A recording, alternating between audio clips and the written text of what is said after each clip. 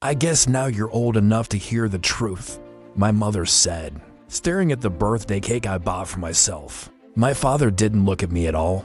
He just folded his arms and added, flat and emotionless, "You weren't planned. You were a mistake. We stayed together because of you." The word mistake echoed in my head like a gunshot. 18 candles flickered between us, and I felt something inside me collapse. All those years of trying to earn their approval, to finally be enough. And in one sentence, they reduced my entire existence to an accident they regretted.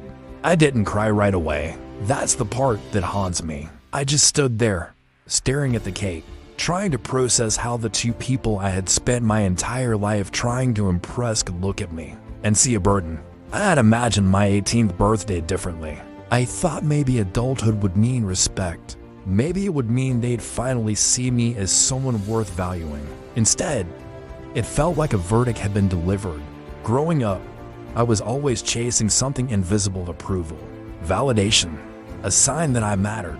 My parents weren't cruel in obvious ways. They didn't scream constantly or throw things. Their rejection was quieter, more refined. It lived in size, in comparisons, in the way they praised other kids in front of me. "Why can't you be more like your cousin?" my father would say. "She's disciplined."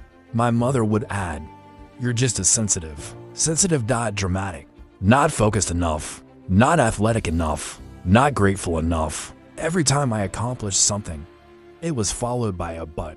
I got an A on a difficult exam. Why not an A+? I made the varsity team. Don't let it get to your head. I cleaned the house without being asked. That's what you're supposed to do. I learned early that love in our house felt conditional. Earned out temporary, so I worked harder. I stayed up late studying. I joined clubs I didn't even care about because I thought a full resume would make them proud. I swallowed my feelings when they dismissed them. When I felt overwhelmed, I told myself they were right, I was just as sensitive. But there were moments that stuck like splinters under my skin. The time my father forgot to come to my school presentation, but showed up early for my older brother's football practice. The night I overheard my mother telling a friend on the phone, we weren't ready for another child.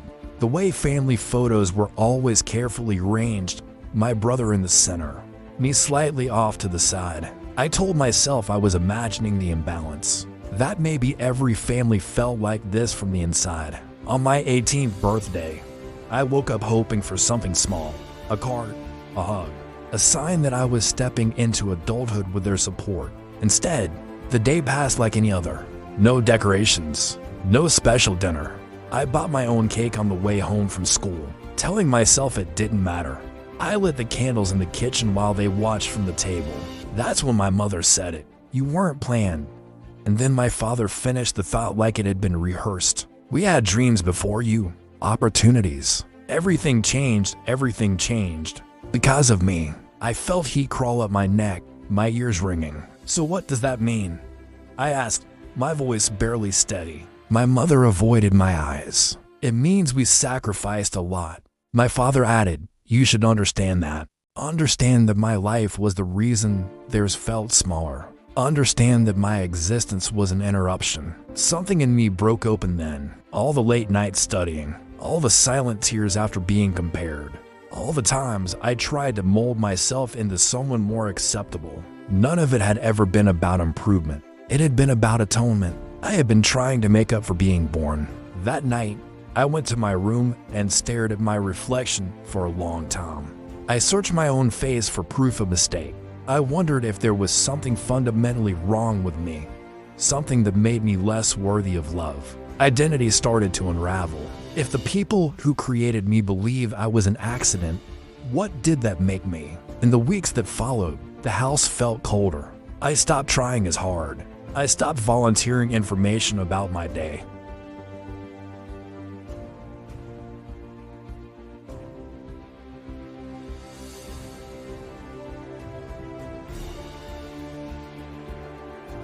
There were nights I lay awake replaying their words until they felt carved into my bones.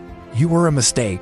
I began to internalize it in subtle ways. When I failed at something small, I'd think, of course. When someone didn't text back, I'd assume I had been too much.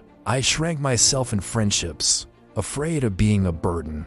But pain has a strange way of clarifying things. The more I sat with their words, the more I realized something uncomfortable. Their regret didn't define my worth.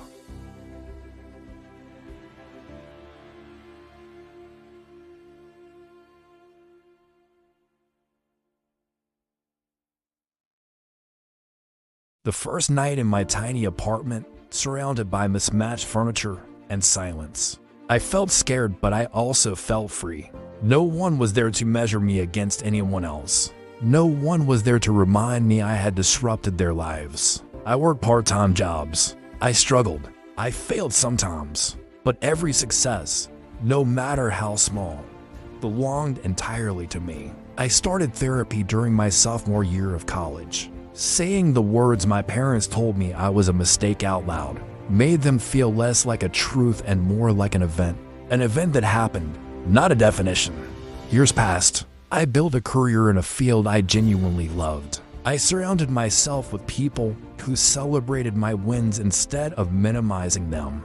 I learned to validate myself. Slowly, the narrative shifted from I shouldn't have been born to I'm here for a reason.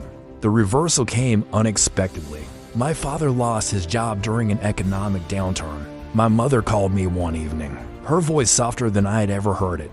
They were struggling, not just financially, but emotionally. The dreams they once blamed me for losing hadn't magically reappeared after I moved out. We met for coffee months later. They looked older and smaller. My father cleared his throat and said, "We were wrong." My mother's eyes filled with tears. "We said things we shouldn't have. We were overwhelmed back then. That wasn't your fault." Hearing that didn't erase the past, but it shifted something. I spent years believing I had to earn the right to exist. I told them calmly, "That's what your words did." They didn't argue. For the first time, they listened. Forgiveness wasn't immediate. It wasn't dramatic. It was gradual. I chose not to carry their regret as my identity anymore. I chose to see myself as intentional, even if I hadn't been planned. There's a difference between unexpected and unwanted. I decided I would not accept the latter. Now, when I think back to that 18th birthday, I don't just remember the devastation. I remember the turning point, the night I realized that my worth could not depend on the emotional maturity of my parents. They may have called me a mistake, but I built a life that feels deliberate. I built relationships rooted in choice, not obligation. I built confidence from the rubble of their criticism. And the most powerful thing I've learned is this: someone else's inability to see your value does not erase it. I wasn't a mistake. I was a child born into imperfect circumstances, and despite everything, I am here on purpose.